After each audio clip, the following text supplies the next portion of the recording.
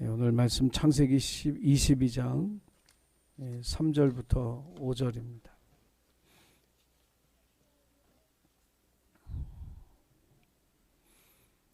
창세기 22장 3절로 5절. 창세기 22장 3절부터 5절. 우리 화면에도 있으니까 함께 보셔도 되고요. 성경을 찾아서 읽으셔도 됩니다. 같이 읽겠습니다. 시작.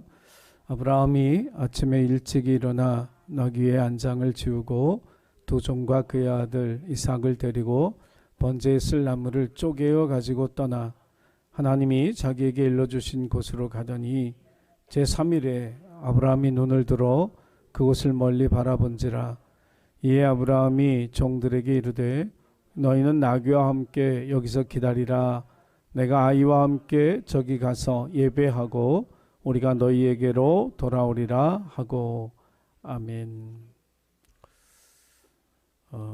가끔은 하나님이 좀 막무가내로 우리에게 나타나실 때도 있습니다. 하란의 아브라함이 살 때 하나님 어느 날 나타나셔서 다짜고짜 내가 내게 지시할 땅으로 가라, 그렇게 말씀하셨습니다. 사실 사람이라고 하는 존재가 근거지를 옮긴다는 건 굉장히 신중하게 생각하고 판단해야 될 문제입니다. 생각할 것도 많고 고려해야 할 것도 너무 많이 있기 때문에. 아브라함이라고 왜 안 그렇겠어요? 하나님 가라고 하셨다고 금방 보따리 싸고 갈 수 있을 만큼 그렇게 준비되어져서 살아가는 사람이 얼마나 되겠습니까? 우리가 다 천국 가고 싶어 해도 오늘 밤에 천국 오라 그러면 아직 준비가 안 됐죠? 되신 분도 계세요? 네. 안 됐죠. 준비할 게 많아요. 또 쉽지 않다는 얘기죠. 근데 아브라함에게 하여간 내가 지시할 땅으로 가라. 그게 뭐 가나안이고 어디고 이것도 얘기 안 해주고, 근데 아브라함이 그 말씀에 순종해서 떠났습니다. 그곳에 어떤 사람이 사는지, 그 지역이 어딘지, 기후는 어떤지, 환경은 뭔지 이런 거 전혀 모르고 가서 뭘 해서 먹고 살아야 하는지도 모르고 그냥 가나안으로 가라고 했으니까 갔어요. 하나님이 아브라함에게서 보고 싶었던 모습이 하나 있어요. 그게 뭐냐면 너는 환경에 이끌리는 자가 되지 말고 믿음으로 살아가는 사람이 되라는 거죠. 이게 그를 하란에서 불러내신 하나님의 뜻이고요. 세상에서 우리를 불러내신 하나님의 뜻인 줄 믿으시기 바랍니다. 그러니까 하나님 불러내셔서 그리스도인 삼은 저와 여러분은 환경을 쫓아 살면 안 되는 사람들이에요. 믿음으로 살 수 있다는 걸 세상에 증거하는 사람이 바로 저와 여러분인 줄로 믿으시기를 바랍니다.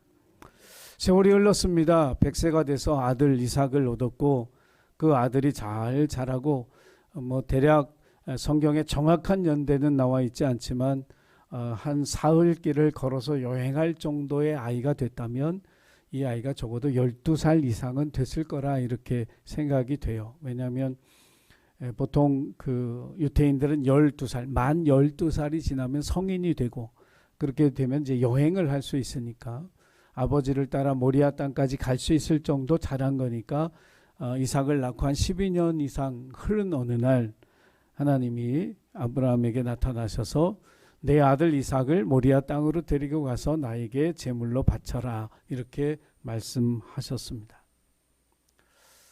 여기서도 아브라함은 망설이질 않아요. 망설이질 않더라고요. 제물로 바치라는 말이 각을 뜨라는 말이니까 내 아들을 죽여서 나에게 불에 태워서 번제 드리듯 그렇게 나에게 바쳐라, 이 얘기인데 아브라함은 그 다음 날로 보따리 싸고 아들 데리고 모리아 땅을 향해 걸어갑니다.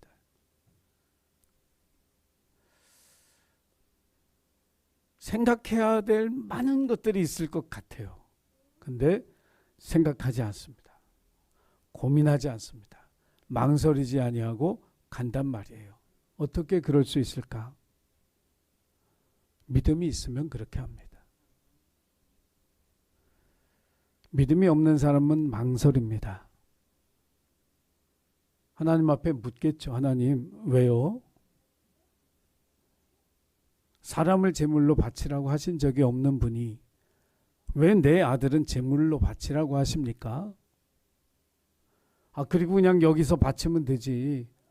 사흘길을 걸어 모리아 땅까지 가야 될 이유는 또 뭡니까? 따져야 될 게 굉장히 많은데 아브라함은 안 따집니다. 망설이지도 않습니다. 그냥 갑니다. 왜? 믿음이 있었기 때문에 가는 거예요. 믿음이 있는 사람은 여러분 하나님의 말씀에 온전한 순종을 합니다. 그리고 그 온전한 순종이 우리에게 복이 되고 하나님이 사용하시는 믿음의 통로가 되는 거예요. 하나님이 여러분의 믿음을 정말 사용하고 싶어 하세요. 할렐루야. 우리에게 사용하실 수 있는 게 믿음인데 믿음을 사용하고 싶어 하시는 거예요. 그러기 위해 여러분의 믿음을 사용하시기 위해서 여러분이 순종하는 사람이 되어야 할 줄로 믿습니다. 그러니까 아브라함에게 믿음이 있었기 때문에 망설이지 않은 거예요. 그러면 그 믿음이 뭐냐 하는 거죠. 신앙의 경험은 여러분 우리에게 굉장히 중요한 진리들을 교훈들을 우리에게 가르쳐줘요. 이 세상에 실패하지 않는 사람이 없어요. 믿음에도 실패하지 않는 사람은 하나도 없습니다. 여러분 지금까지 살아오면서 항상 기도로 하나님 앞에 응답받고 믿음으로 승리하고 그렇게 순종하며 살아오신 게 아니잖아요. 때로는 불순종도 했고요. 기도하지 못했던 때도 많고요. 말씀대로 살아가지 못하고 은혜를 주셨는데 그 은혜를 망각하거나 은혜를 까먹어버린 경우도 굉장히 많거든요. 그런데 중요한 건 뭐냐면 믿음의 실패를 통해서 교훈을 얻지 못하면, 믿음을 유익하게 하지 못하면 여러분 우리의 믿음이 성장하고 견고하고 하나님 기뻐하시는 믿음이 되어질 수가 없다는 거예요. 아브라함의 믿음이 처음부터 이런 믿음이었을까? 천만의 만만의 말씀이요. 가나안 땅에 순종하고 왔지만 아브라함도 처음부터 아들 이삭을 하나님 앞에 망설임 없이 바칠 수 있을 만큼의 믿음의 사람은 절대로 아니었어요. 그도 환경을 쫓아가던 사람이었죠. 아브라함의 인생에 있어서 그의 믿음이 한 단계 더 성숙해지고 하나님 기뻐하시는 믿음으로 가기 위해서 그가 겪었던 실패가 애굽으로 내려갔던 실패예요. 근데 그 실패가 실패로 끝나지 아니하고 아브라함에게는 믿음이 성장하는 기회가 됐어요. 환경을 쫓아가던 사람이 하나님께 가까이 나아가는 믿음으로 변화되어지는 계기가 된 것이 애굽에 내려갔던 바로 그 사건이에요. 그러니까 우리가 신앙생활에 2023년 한 해를 살아가면서 때로 실패하기도 하고 좌절하기도 하고 내가 이렇게밖에 안 돼 라고 생각하는 그때 여러분 믿음이 성장하고 더 전진할 수 있는 기회로 하나님이 사용하실 수 있다라고 하는 사실을 믿으시기를 바랍니다. 자, 가나안 땅에 왔는데 물이 없고 풀이 없어요. 그러니까 하란에서 살던 사람이니까 하란의 속성이 아직 있는 거잖아요. 우리가 세상에서 하나님이 우리를 불러내셔서 그리스도인 삼아 주셨는데 우리의 속성 가운데 뭐가 여전히 남아있어요? 세상의 속성이 남아있거든요. 그러면 우리가 세상 쪽으로 가까이 가겠어요? 하나님께로 가까이 가겠어요? 대답을 안 하시는 거죠 지금.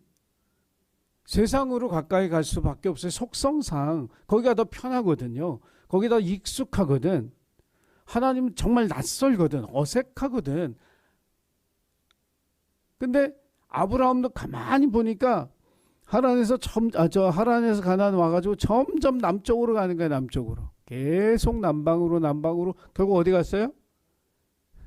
애굽까지 간 거예요. 왜? 물 많고 풀 많고 사람 구경 진짜 잘할 수 있고 모든 게 부족함이 없는 하란과 가장 비슷한 문명이 발달된 나라 도시로 내려간 거예요. 자, 그곳에 가서 우리가 아는 사건이 일어나죠. 아내를 누이라고 속여요. 그래가지고 바로가 자기 아내 사라를 궁으로 데려가요. 그리고 보상으로 뭐 짐승들 주고 막 그래요. 그때 아브라함의 마음이 어땠을까요? 마누라 팔아서 짐승의 떼 좀 얻어서 행복하다 그랬을까요?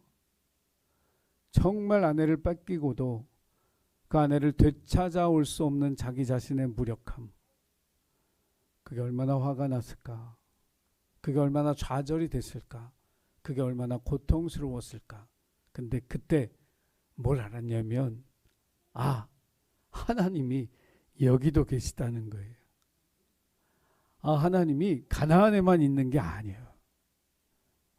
하나님 나와 함께 하고 계시는 거예요.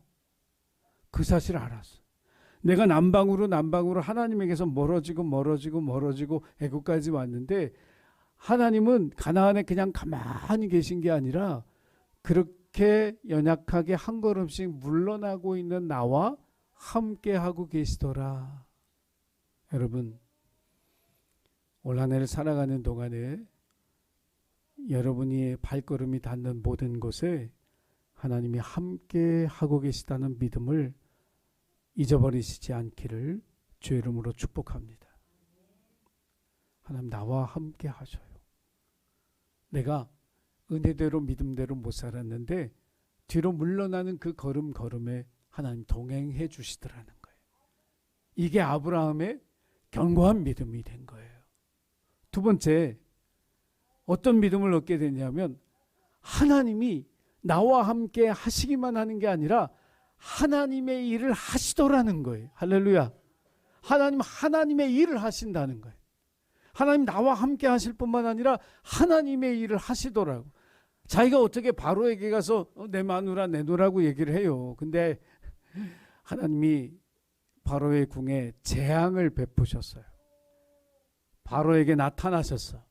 네가 감히 내가 아끼고 사랑하는 선지자의 아내를 뺏어와? 하나님의 일을 하시더라고.